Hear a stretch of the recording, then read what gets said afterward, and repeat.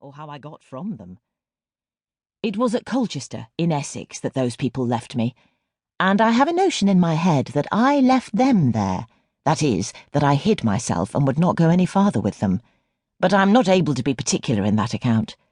Only this I remember, that being taken up by some of the parish officers of Colchester, I gave an account that I came into the town with the gipsies, but that I would not go any farther with them, and that so they had left me, but whither they were gone, that I knew not, nor could they expect it of me.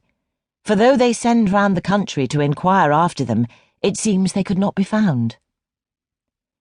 I was now in a way to be provided for though I was not a parish charge upon this or that part of the town by law, yet as my case came to be known, and that I was too young to do any work, being not above 3 years old, compassion moved the magistrates of the town to order some care to be taken of me, and I became one of their own, as much as if I had been born in the place. In the provision they made for me, it was my good hap to be put to nurse, as they call it, to a woman who was indeed poor, but had been in better circumstances, and who got a little livelihood by taking such as I was supposed to be, and keeping them with all necessaries, till they were at a certain age, in which it might be supposed they might go to service, or get their own bread. This woman had also had a little school, which she kept to teach children to read and to work, and having, as I have said, lived before that in good fashion, she bred up the children she took with a great deal of art, as well as with a great deal of care.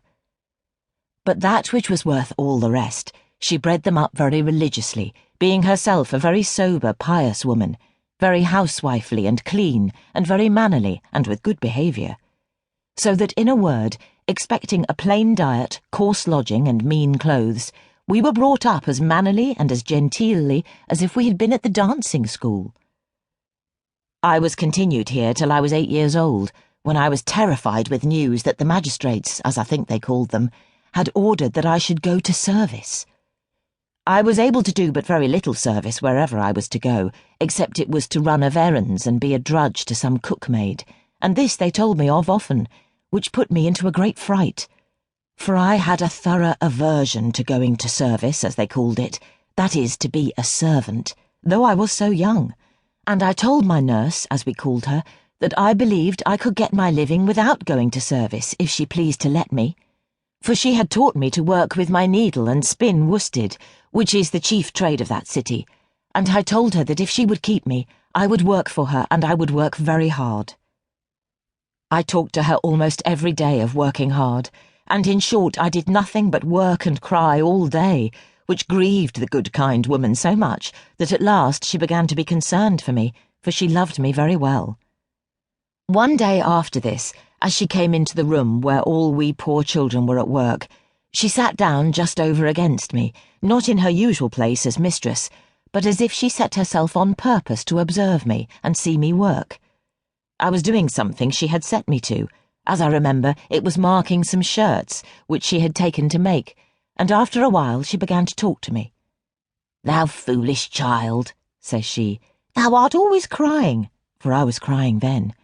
"Prithee, what dost cry for?" "Because they will take me away," says I, "and put me to service, and I can't work housework." "Well, child," says she, "but though you can't work housework, as you call it, you will learn it in time, and they won't put you to hard things at first."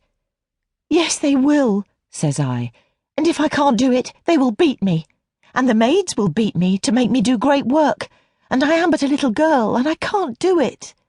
And then I cried again, till I could not speak any more to her. This moved my good motherly nurse, so that she from that time resolved I should not go to service yet. So she bid me not cry, and she would speak to Mr. Mayor, and I should not go to service till I was bigger. Well, this did not satisfy me, for to think of going to service was such a frightful thing to me, that if she had assured me I should not have gone till I was 20 years old, it would have been the same to me.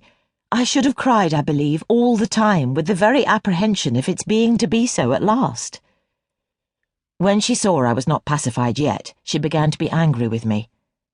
"And what would you have?" says she. "Don't I tell you that you shall not go to service till you are bigger?" "Aye," says I, "but then I must go at last."